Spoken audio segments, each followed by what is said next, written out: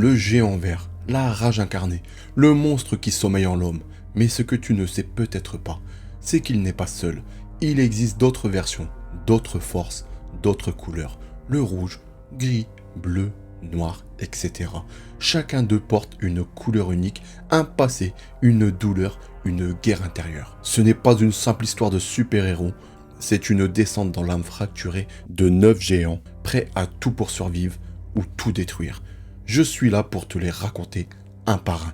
Bienvenue dans les 9 visages de Hulk. Mais juste avant, si tu n'es pas encore abonné, n'hésite pas à le faire, à liker et à booster. Cela m'aide énormément pour le référencement. Puis aussi, j'ai créé un Discord. N'hésite pas à le rejoindre. Le lien est dans la description. Sur ce, c'est parti. Joe Fixit, aussi connu sous le nom de Hulk gris, est l'une des incarnations les plus intrigantes et inattendues de Bruce Banner. Là où le Hulk classique est un colosse vert musclé et incontrôlable, le Hulk gris, lui, est plus sournois, plus cynique et bien plus humain dans ses travers. Né des recoins les plus sombres de la psyché de Banner, Joe Fixit n'est pas un héros, c'est un survivant, un manipulateur, un homme de main devenu cerveau du crime dans les rues scintillantes et corrompues de Las Vegas. Après un bombardement de rayons gamma, Bruce Banner devient Hulk, mais dans ses premières apparitions, Hulk n'est pas vert, il était gris. Ce Hulk initial est plus petit que le Hulk vert, mais pas moins dangereux. Cette version réapparaîtra plus tard, dans une période où Bruce perd peu à peu le contrôle de ses multiples personnalités. C'est dans cet entrelacement de traumatismes, de refoulement psychologique et d'expériences scientifiques que naît Joe Fixit avec l'attitude d'un gangster des années 30. Il devient videur dans un casino de Las Vegas avant de devenir l'homme de main le plus redouté. Il travaille pour un patron du crime organisé, mais ne tarde pas à grimper les échelons. Il porte des costumes impeccables, fume le cigare et préfère résoudre les conflits à coups de poing, sauf quand la manipulation ou le chantage peuvent faire l'affaire. Contrairement à ses autres versions, Joe Fixit est actif principalement la nuit, car sa transformation dépend du cycle jour-nuit. Pendant la journée, Bruce Banner reprend le dessus. Ce cycle étrange contribue à son mystère dans les bas-fonds de Vegas. Personne ne sait vraiment qui il est, ni d'où il vient. Il n'est pas un héros, il est égoïste, souvent cruel et profondément sarcastique. Mais il n'est pas fou, il connaît les règles du monde humain et il sait jouer avec. Il comprend le pouvoir, la peur, l'argent et surtout il comprend que pour survivre, il vaut mieux être craint qu'aimé. Malgré son arrogance et ses méthodes douteuses, Joe Fixit a parfois été forcé de coopérer avec les héros, notamment quand les enjeux dépassaient ses intérêts personnels. Mais il l'a toujours fait à contre-cœur et avec un sourire narquois au coin des lèvres. Dans l'univers complexe de Hulk, Joe Fixit représente la facette la plus sombre, la plus maligne de la psyché de Banner. Il n'est ni une bête incontrôlable comme le Hulk vert, ni une intelligence pure comme le professeur Hulk. Il a un compromis étrange entre force brute et instinct de survie urbaine. Joe Fixit est un reflet d'un homme brisé, contraint de vivre dans un monde où la monstruosité est parfois le seul moyen d'être respecté. Le général Thunderbolt Ross, Red Hulk. Le Hulk rouge alias le général Thaddeus Thunderbolt Ross est l'incarnation brutale d'un paradoxe militaire. L'homme qui a passé toute sa vie à traquer le Hulk est finalement devenu un Hulk lui-même. Figure imposante de l'armée américaine, Ross était un patriote obsédé par le contrôle, la force et l'idée qu'aucune arme ne devait échapper à l'autorité militaire. Mais cette obsession l'a conduit à franchir une ligne invisible jusqu'à perdre ce qui lui restait d'humanité. Pendant des décennies, Ross a été un adversaire acharné de Bruce Banner et de Hulk, non seulement parce que ce dernier représentait un danger incontrôlable, mais aussi parce que Banner était amoureux de sa fille, Betty Ross. Ross voyait en Banner un homme faible, un intellectuel sans colonne vertébrale, indigne de sa fille et de son respect. Pour Ross, le Hulk représentait tout ce qu'il détestait, un pouvoir immense sans loyauté, sans hiérarchie, sans drapeau, un pouvoir incontrôlable, alors il avouait sa vie à le détruire. Mais au fil des années, son obsession s'est retournée contre lui. L'armée, les agences gouvernementales et surtout une mystérieuse organisation connue sous le nom de l'Intelligentsia, rassemblant des génies du mal comme le leader et MODOK, ont manipulé Ross. Ils lui ont offert ce qu'il n'osait pas encore demander, la possibilité de devenir l'arme ultime. Ainsi est né le Hulk rouge. À la différence du Hulk vert, le Red Hulk n'est pas mu par la rage incontrôlable. Il est intelligent, tactique et conserve sa personnalité cynique, froide et autoritaire de Ross. Mais ce pouvoir a un prix. Plus le Hulk rouge s'énerve, plus il devient chaud au sens littéral. Sa température corporelle augmente jusqu'à brûler tout ce qui l'entoure et menacer sa propre stabilité. C'est une véritable machine de guerre. Il tue, il écrase, il manipule. Il ne se bat pas pour la justice, mais pour l'ordre. Un ordre dicté par sa vision du monde. Dans ses premières apparitions, il humilie plusieurs des plus puissants héros de l'univers Marvel. Il bat le Hulk vert, il affronte Thor, il écrase l'Abomination, il devient un symbole de terreur, un avertissement vivant. Ce n'est que plus tard que son identité est révélée dans un retournement de situation glaçant. L'homme qui a passé sa vie à pourchasser Hulk était devenu un monstre bien pire. Un monstre motivé non par la colère, mais par le contrôle, la peur et un orgueil militaire démesuré. Finalement, ses crimes et ses manipulations le rattrapent. Trahi, vaincu et emprisonné, Ross perd peu à peu ce qu'il croyait contrôler. Il est déchu, rejeté par ceux qu'il voulait protéger, mais même captif, il reste dangereux car il ne regrette rien. Pour lui, tout ce qu'il a fait était pour le bien de l'Amérique. C'est un paradoxe. Thunderbolt Ross en Hulk rouge représente un miroir sombre de Bruce Banner. Là où Banner a toujours cherché à échapper au pouvoir de Hulk, Ross l'a embrassé. Là où Banner est un homme traqué par sa rage, Ross est un homme qui l'a utilisé comme une arme. Mais à la fin, ils sont tous deux victimes de la même malédiction, celle d'un pouvoir qui détruit plus qu'il ne sauve. Le Hulk bleu. Cette version est une incarnation méconnue, presque oubliée, de la mythologie de Hulk. Un phénomène rare né de la fusion entre Bruce Banner et une mystérieuse source cosmique connue sous le nom d'énergie Enigma.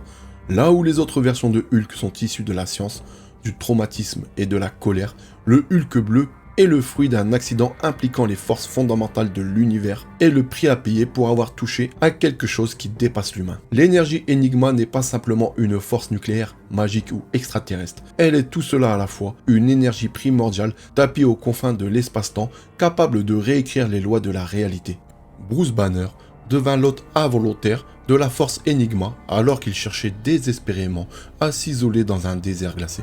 Son calme fut perturbé lorsqu'il tomba dans un piège à ours. Il parvint à s'en libérer, mais une seconde voix s'insinua dans son esprit. Cette voix appartenait à l'Unipouvoir, ou l'Enigma Force, une entité cosmique rationnelle capable d'apaiser la fureur incontrôlable de Hulk. Alors que la fusion entre Hulk et la force Enigma s'opérait, Banner, homme réfléchi et scientifique, tenta de comprendre la nature de cette entité.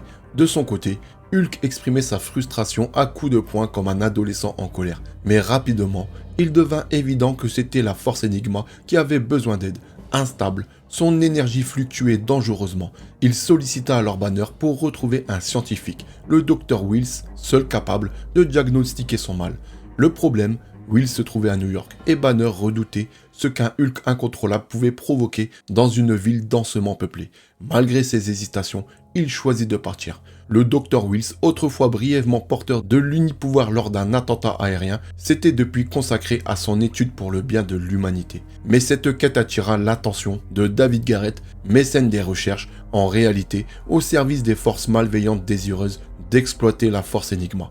Lorsqu'il comprit que Banner était l'actuel porteur, il lança une attaque contre lui et 2 patients d'un hôpital psychiatrique. Hulk fit alors surface, pulvérisant les sbires robotiques de Garrett. Cependant, ces machines armées de rayons de radiation réussirent à affaiblir le colosse. Alors que la situation semblait tourner à l'avantage des ennemis, une intervention rapide du Dr Wills permit à la force Enigma de déchaîner tout son potentiel à travers Hulk qui a pris une teinte bleue et atteignit un niveau de puissance cosmique. Les machines furent balayées, incapables de résister à cette force décuplée.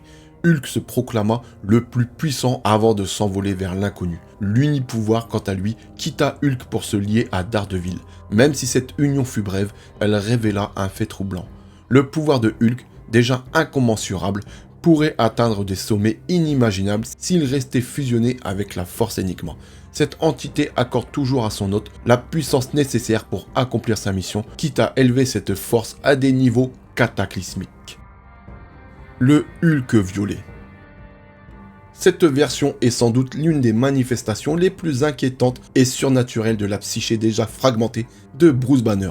Là où les autres incarnations de Hulk trouvent leur origine dans la science, la colère ou le pouvoir militaire, le Hulk violet est le fruit d'une possession magique, une corruption mentale et physique provoquée par un sorcier extradimensionnel nommé Shanzar. Ce Hulk n'est pas seulement fort, il est déformé par la magie noire, tordu par la volonté d'un autre et presque irréel dans sa manière de penser et d'agir. Shanzar est un sorcier interdimensionnel, un conquérant d'esprit.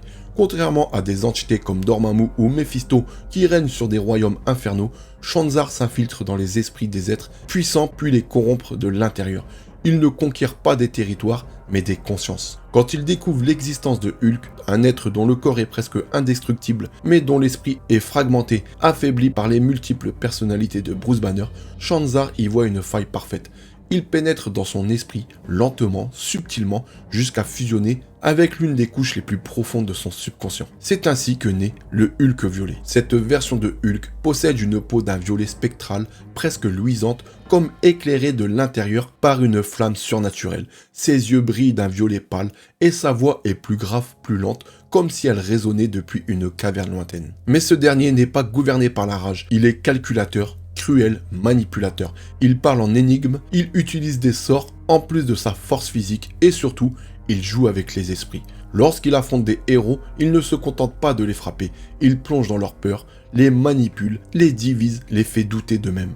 Plus terrifiant encore, il aime ça. Pendant cette possession, Bruce Banner est prisonnier à l'intérieur de son propre esprit, réduit à l'état de spectateur.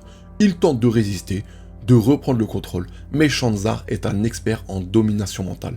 Il utilise les traumatismes de Banner, l'abus de son père, la peur de sa propre colère, la culpabilité, pour le garder enfermé. À l'extérieur, Namor et Doctor Strange tentent de l'arrêter, mais affronter le Hulk violet, c'est affronter un monstre de chair et de sortilège, une fusion entre la brutalité gamma et les malédictions arcanes. C'est finalement Banner lui-même, aidé par Doctor Strange, qui parvient à créer une faille dans l'esprit de Shanzar, aidé par des fragments de ses autres personnalités intérieures. Dans un ultime effort, il réussit à expulser le sorcier de son esprit, mais pas sans conséquence. Même après le départ de Shanzar, certaines traces subsistent, des cauchemars, des moments de paroles involontaires, dans une langue ancienne, des pulsions magiques incontrôlées. Le Hulk violet a disparu, mais une partie de lui vit encore dans Banner, comme une cicatrice vivante. Il n'est pas le plus fort, ni le plus destructeur, mais il est peut-être le plus dangereux. Il prouve que même un corps indestructible peut être corrompu par une force invisible, que même un monstre de colère peut être utilisé comme une marionnette par un esprit encore plus monstrueux. Et au fond de Bruce Banner, une peur persiste. Si Shanzar était entré une fois, qu'est-ce qui l'empêcherait de revenir? Le Hulk jaune. Il est une erreur scientifique devenue une menace vivante, une créature née non pas d'un accident, mais d'un projet délibéré, orchestré par une organisation connue pour son obsession de la suprématie technologique, l'AIM. Advanced Idiot Mechanic. Contrairement aux autres incarnations du Hulk, souvent liées à la colère ou à d'autres traumatismes psychologiques, le Hulk jaune est artificiel, calculé et pire encore, programmé pour obéir. L'AIM n'est pas une simple cellule terroriste technologique. C'est un laboratoire sans conscience morale, dirigé par des scientifiques qui considèrent l'éthique comme un obstacle à l'innovation. Après des années à étudier les radiations gamma, les transformations de Bruce Banner et les conséquences de ces mutations, l'AIM décide de créer leur propre Hulk, un monstre qui ne fuira pas, ne se rebellera pas et surtout n'aura pas d'âme. Ce projet est baptisé Opération Colosse Jaune. Leur but, créer une arme humanoïde qui possède toute la puissance de Hulk, mais aucune de ses limites humaines. Le Hulk jaune est créé en laboratoire à partir d'un mélange de cellules clonées de Bruce Banner et de modifications génétiques artificielles, fusionnées avec une forme modifiée de radiation gamma et d'énergie exoneuronale. Contrairement aux autres Hulk, il n'a jamais été humain. Il mesure plus de 3 mètres, sa peau est d'un jaune fluorescent, presque toxique, comme une alerte biologique vivante. Ses veines pulsent une lumière orange intense, signe de son instabilité énergétique. Il ne parle pas vraiment, mais communique parfois par des messages codés, comme une machine essayant de simuler l'intelligence. L'AIM le programme pour répondre uniquement à ses ordres, capable d'écraser, tuer, capturer, mais sans initiative propre. Ils pensent le contrôler, mais ils le sous-estiment, ce qu'ils ont créé. Peu à peu, au fil des missions, quelque chose change. Le Hulk jaune commence à hésiter. Il montre des signes de prise de conscience, comme si une étincelle de conscience émergeait d'un esprit conçu pour être vide. Il commence à désobéir, à agir sans commande. Il regarde ses mains, il ne comprend pas ce qu'il est, mais il sait qu'il n'est pas seulement une arme. Et plus il agit, et plus il devient instable. Son énergie fluctue, il devient dangereux, imprévisible. Lame tente de le désactiver, mais il se retourne contre eux. Il détruit plusieurs installations, efface leur base de données et disparaît dans la nature, laissant derrière lui des laboratoires en ruine et un mystère terrifiant. Créature sans passé, monstre sans avenir. Depuis, il erre, il ne cherche pas à détruire, mais il ne comprend pas le monde. Il est à la fois une arme de guerre et un enfant perdu. Certains héros l'ont affronté, comme Iron Man ou les agents du Shield, mais aucun n'a pu déterminer s'il était totalement hostile ou simplement en quête de sens. Il n'a pas réellement de nom, pas d'histoire, pas d'émotion vraie, mais dans ses gestes, dans son regard vide, on sent une angoisse profonde, celle de quelque chose qui n'aurait jamais dû naître et qui pourtant existe. Dans la galerie des Hulk vert, rouge, gris, bleu, violet, le Hulk jaune est le seul à n'avoir jamais été un homme. Il est le fruit de l'orgueil scientifique, une machine qui cherche une raison d'être dans un monde qui ne l'a jamais désiré. Et s'il revient, ce ne sera pas pour se venger, ce sera pour comprendre pourquoi il souffre. Le Hulk orange, l'ère d'Apocalypse. Dans les méandres sombres de la réalité alternative de l'univers Marvel, il existe une ligne temporelle déformée par la tragédie, le chaos et la tyrannie, l'ère d'Apocalypse. Dans ce monde ravagé, dominé par le mutant éternel Apocalypse, les héros sont morts, corrompus ou transformés. C'est dans ce contexte de fin du monde qu'émerge une version terrifiante et brutale du Colosse Gamma, le Hulk orange. Dans cette réalité déchirée, Charles Xavier est mort avant d'avoir pu bâtir ses X-Men. Son absence a ouvert la voie à Apocalypse, qui a imposé sa loi du plus fort sur une planète mutante et mutilée. Les humains sont devenus des esclaves, des cobayes ou des survivants, et les quelques héros restants sont soit morts, soit méconnaissables. C'est dans ce monde que Bruce Banner a été capturé très tôt par les forces d'Apocalypse. Ce dernier, obsédé par la puissance, a vu en lui une source de pouvoir brut à exploiter. Banner a été torturé, modifié, reconstruit par les scientifiques d'Apocalypse, notamment le sinistre Dark Beast, jusqu'à ce qu'il ne reste plus grand chose du scientifique timide et tourmenté. Le processus de transformation n'a pas seulement intensifié ses radiations gamma, il les a déformées. L'exposition répétée des ondes mutantes à des manipulations génétiques et à des énergies volées à d'autres mondes a créé une nouvelle forme de Hulk, le Hulk orange. Sa peau est d'un orange brûlé, strié, des lignes noires comme des veines craquelées de lave. Ses muscles semblent tendus à l'extrême, comme si chaque mouvement menaçait de le faire exploser. Ses yeux sont vides, sans pupilles, seulement une lueur incandescente. Il ne parle presque plus, il hurle, détruit, ravage. Ce n'est pas un être vivant, c'est une arme de guerre. Apocalypse utilise le Hulk orange comme une arme de destruction massive. Il le lâche sur les camps de rebelles, les poches de résistance, les dernières cités humaines. Là où il passe, il ne reste plus que des cendres. Même les mutants le craignent, car il ne fait pas de distinction. Tout ce qui vit est une cible. Mais au fond de cette bête réside encore une étincelle de Bruce Banner, une mémoire brisée, une douleur sourde, un refus lointain. Par moments, le Hulk orange hésite, il reste immobile, comme figé dans un conflit intérieur, puis la rage revient, plus forte encore. Il n'a pas eu d'enfance, pas de rédemption, pas d'avenir. Il était le symbole ultime de ce qu'un monde sans espoir peut faire à un homme, une créature faite de feu, de douleur et de silence. Le reflet d'un Bruce Banner qui n'a jamais été sauvé, un colosse condamné à être utilisé jusqu'à ce qu'il n'y ait plus rien à brûler. Et dans les cendres de l'ère d'Apocalypse, son ombre hante encore les ruines. Clu, le Hulk noir. Clu est l'ombre au cœur du monstre, une créature née non pas de la colère, comme le Hulk classique, mais d'une émotion encore plus noire, plus profonde, plus désespérée, la tristesse. Il est la part refoulée, enterré, caché pendant des années dans l'esprit de Bruce Banner, un fragment de psyché si douloureux qu'il ne pouvait même pas prendre forme jusqu'au jour où tout a basculé. Bruce Banner a toujours été un homme brisé, abusé par son père, rejeté, isolé, devenu malgré lui une bombe vivante. Chaque incarnation de Hulk représentait une émotion extrême. La rage, Savage Hulk, l'intellect, Professeur Hulk, la méchanceté rusée, Joe Fixit, la discipline militaire, Red Hulk, mais aucune n'incarnait vraiment la peine, car Banner l'a toujours enfui, refusant de faire face à ce gouffre. Mais quand la fusion entre Hulk et Banner semble enfin atteindre un équilibre grâce à des avancées psychiques à l'aide de Tony Stark et du Doctor Strange, une faille inattendue s'ouvre. En réunissant toutes ces versions conscientes de lui-même, Bruce libère l'oublié. Ce qui est resté caché, étouffé sous des décennies de souffrance muette, prend forme. Et ce nom qu'il prononce en naissant est un cri de douleur inverse. Clou, le Hulk à l'envers. Clou est un Hulk noir à la peau sombre comme de l'obsidienne, marbré de veines rouges pulsantes. Il est plus mince que les autres versions, mais sa silhouette évoque une tension permanente, comme si chaque muscle était sur le point de se rompre. Ses yeux rouge sang pleurent sans cesse une lueur de feu. Il ne crie pas, il gémit, il murmure des regrets, des pensées douloureuses, des souvenirs de perte que Banner refuse de revivre. Mais Bruce était conscient de cette facette terrible, car lors des événements de World War Hulk, où sa colère atteignait des sommets, Hulk résistait à l'apparition de Clu, sachant le danger extrême qu'il représentait. Mais dans la saga Axis, où les rôles moraux des héros et des vilains sont inversés, Hulk perd le contrôle. Clu émerge enfin et sème immédiatement la terreur. En quelques instants, il anéantit les Avengers, prouvant sa puissance brute et son absence totale de pitié. Doté de capacités de Hulk, force titanesque, régénération rapide et quasi indestructibilité, Clu est aussi armé de griffes acérées et d'une cruauté sans limite. Là où le Hulk conserve encore une forme d'humanité, Clu n'est que rage pure, sadisme et destruction. Il incarne pas seulement une inversion morale, il est l'extrême opposé à ce que Hulk tente d'être. Il ne vit que pour tuer, mutiler, faire souffrir. Il va jusqu'à tenter de dévorer le bras du jeune Nova sans la moindre hésitation.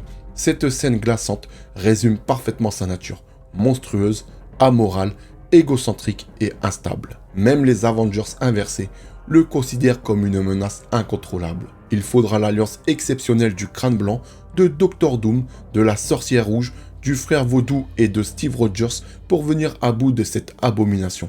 Une fois Clu vaincu, Hulk redevient lui-même et l'ordre moral, lentement, se réinstalle dans le monde. Le Hulk argenté, héros de Galactus. Et si Hulk devenait le héros de Galactus? C'est précisément ce qui s'est produit dans le comics What If Galactus Transformed Hulk. Confrontés à l'écrasante puissance de Galactus et à court de solutions, les Avengers prennent une décision radicale, offrir leurs plus redoutables combattants en échange de la survie de la Terre. Galactus, en quête d'un nouveau héros capable de localiser des mondes à consommer, accepte ce pacte et transforme Hulk. Ce dernier renaît sous une nouvelle forme, plus puissante que jamais. Sa peau verte emblématique laisse place à une teinte argentée éclatante, marquant visuellement sa métamorphose en Silver Hulk. Mais cette transformation a un prix. Désormais au service de Galactus, il doit trouver des mondes, des planètes pleines de vie pour satisfaire l'appétit de son maître. Dans un flashback, nous voyons Silver Hulk aller sur la planète Willamine pour prévenir les habitants que Galactus allait venir dévorer leur monde et qu'il fallait évacuer absolument. Mais la seule réponse qu'il eut en échange, ce fut de se faire agresser, ce qui réveilla la bête en lui. Il les anéantissa tous. Les Avengers ne pouvaient pas laisser cet acte impuni. Et Hulk a dû donc faire face à ses anciens alliés. Déchaîné par une rage incontrôlable, il se lance dans un combat titanesque contre Captain Marvel, Vision et Iron Man. Le choc est brutal. Vision et Captain Marvel trouvent la mort sous ses coups. Tony Stark, dans un dernier espoir, mobilise l'imposante armure Hulkbuster pour tenter de l'arrêter, mais rien n'y fait. Silver Hulk détruit l'armure sans effort, avant de brandir le poing, prêt à ôter la vie de Stark. C'est alors qu'un cri retentit sous les décombres. Une jeune fille, rescapée, hurle de peur en larmes. Ce cri déchire le cœur de Bruce Banner, qui parvient à reprendre le contrôle. Devant les ravages qu'il a causés, il se tient la tête, le cœur lourd de remords. Il jure alors de se venger de Galactus, déterminé à faire payer celui qui l'a manipulé et transformé en monstre. Devil Hulk, le monstre né de la peur. Cette version de Hulk possède plusieurs couleurs. Devil Hulk est né durant l'enfance de Bruce Banner, alors que celui-ci subissait de graves maltraitances de la part de son père, Brian Banner. À cette époque, Bruce aspirait profondément à une figure paternelle protectrice et aimante. Il lisait Le Paradis perdu et fut particulièrement marqué par l'illustration du serpent offrant la pomme à Ève. Cette image influença durablement son esprit. Plus tard, Bruce façonna inconsciemment Devil Hulk comme une source de réconfort. Cependant, à cause des traumatismes infligés par son père, toute figure paternelle fut associée, dans son inconscient, à quelque chose de terrifiant ou de maléfique. Des années plus tard, Devil Hulk fut libéré à la suite de l'exposition de Bruce à la bombe gamma. Pendant un certain temps, cette personnalité prit le contrôle et força Bruce à se transformer la nuit. Peu après, Bruce parvint à enfermer Devil Hulk dans son esprit. Par peur et par méfiance envers toute autorité paternelle, il le percevait comme une entité foncièrement maléfique, allant jusqu'à déformer les paroles que Devil Hulk lui adressait dans leur espace mental partagé. Bien plus tard, Devil Hulk réussit à reprendre le contrôle du système psychique de Bruce et tenta de l'aider à gérer ses autres personnalités. Après de nombreuses morts et résurrections, Bruce Banner finit par revenir à la vie. Devil Hulk soumit alors les autres incarnations de Hulk et devint la personnalité dominante. C'est sous cette forme que Bruce se transformait désormais, une incarnation qui n'apparaissait que la nuit. À l'origine, Bruce Banner avait créé Devil Hulk pour qu'il soit son alter ego protecteur, une figure paternelle imaginaire, un ami imaginaire chargé de veiller sur lui et de l'aimer. Pour cette raison, Devil Hulk se soucie profondément de Bruce et de son bien-être. Toutefois, il se montre également extrêmement vengeur et d'une violence extrême envers quiconque lui fait du mal ou tente de lui en faire. Il développa aussi une affection particulière pour les enfants. Il a notamment puni de manière brutale un braqueur de supérette responsable de la mort d'une fillette de 12 ans. Il se montre également très protecteur envers Savage Hulk, qui représente l'enfant solitaire, brisé et blessé qu'était Bruce. Ce Hulk démoniaque possède de nombreuses apparences. De manière générale, il est représenté comme étant plus imposant que Savage Hulk. Sa peau est extrêmement rugueuse et écailleuse. Sa couleur varie du gris foncé au brun, en passant par le violet pâle ou même l'orange dans une incarnation particulière. Ses yeux sont le plus souvent rouges et luisants, accentuant son apparence sombre et démoniaque. Sa gueule est garnie de dents acérées, semblables à celles d'un requin, qu'il utilise sans retenue, notamment lorsqu'il tente de dévorer Hulk dans le jeu vidéo The Incredible Hulk Ultimate Destruction. Il est finalement vaincu par Hulk lors de leur affrontement. Parlons un peu de ses pouvoirs et capacités. Ce Hulk est bien plus sombre et sinistre que la plupart des autres incarnations. Là où Savage Hulk représente la rage intérieure de Bruce Banner, le Hulk démoniaque incarne le mal latent qui sommeille en lui.